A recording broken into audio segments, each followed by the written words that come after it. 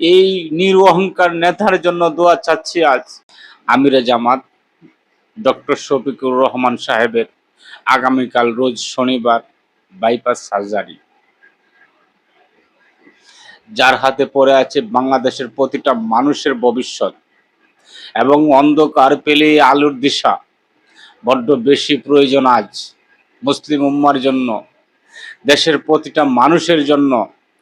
আমি একজন সাধারণ মানুষ হয়ে সকল ধর্মের, সকল বর্ণের, সকল গোত্রের, সর্বস্তরের কর্মজীবী, পেশাজীবী মানুষের কাছে দোয়া চাই, যিনি নিজের শরীরের দিকে ফিরেও তাকাননি, দিন রাত অবিরাম কাজ করেছেন মানুষের জন্য, মুসলিম উম্মার জন্য, এই দেশটার জন্য, এই নিরহংকার নেতার জন্য দোয়া চাচ্ছি আজ।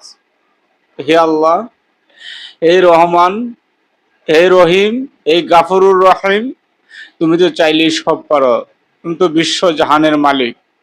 আজ তোমার সেই দয়াময় দরবারে আমি ফরিয়াদ জানাচ্ছি, তুমি এই মানুষটিকে পরিপূর্ণ সুস্থতা দান করে আমাদের কাছে ফিরিয়ে দাও।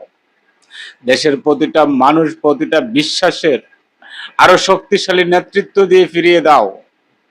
হে আল্লাহ, এই দেশের জন্য, এই উম্মার জন্য, এই মজলুম জাতির ভবিষ্যতের জন্য তুমি পরিপূর্ণ সুস্থ করে আমাদের কাছে ফিরিয়ে দাও।